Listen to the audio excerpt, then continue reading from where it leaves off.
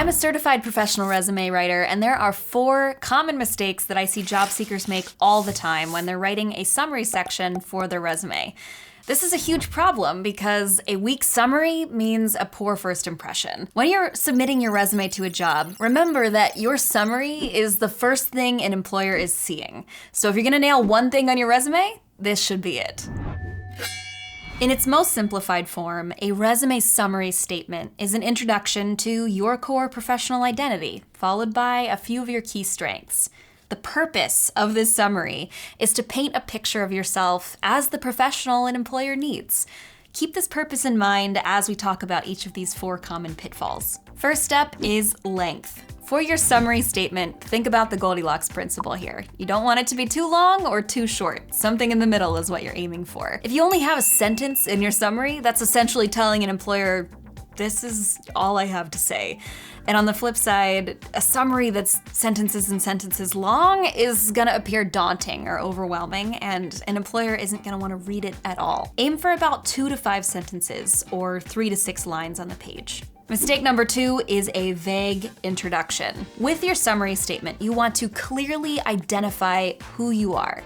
So right away, right in that first couple words, you wanna say your title and your industry, followed by your years of experience or some kind of key selling point. So here are a few examples of vague introductions. Enthusiastic worker seeking to collaborate with others who are friendly, supportive, and take pride in their work. Enthusiastic worker could be anyone. That could be someone at JP Morgan or Sephora or Carl's Jr. I don't know where this person works or what they do.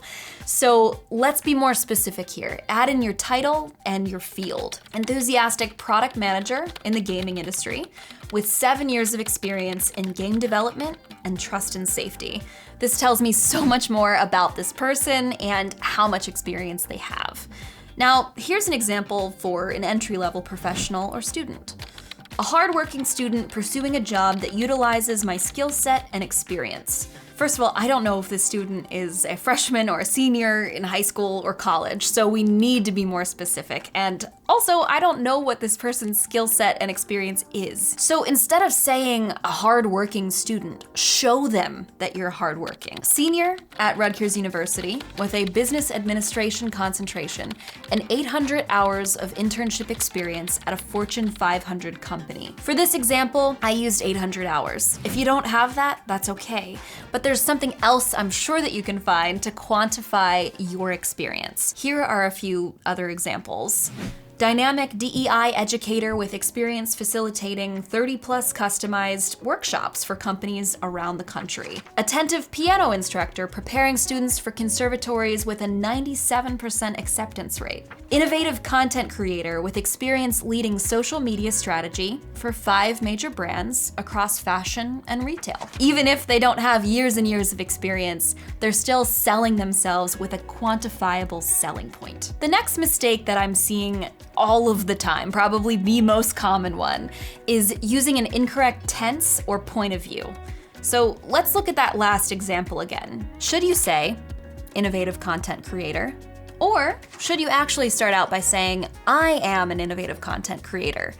If you get this wrong, your resume summary and your entire resume will seem amateur, which is the opposite of the impression that you want to give. Speaking of amateur, we're really trying not to be that with this channel. You can really help us out by clicking that subscribe button. Okay, the correct answer is innovative content creator. What you're aiming for with your summary here is called first person implied. All that means is you're eliminating all use of first person pronouns like I or my or our. The easiest way to figure this out is to write your summary normally in first person. Say, I have experience, ... and then go back in and delete any I am a, I have a, eliminate all use of I, and you'll be good to go. For the rest of your summary, you're aiming to tell an employer what your professional attributes really are. But if you're just telling them what they are without how you achieve them, you're not painting a clear picture. So here are some whats.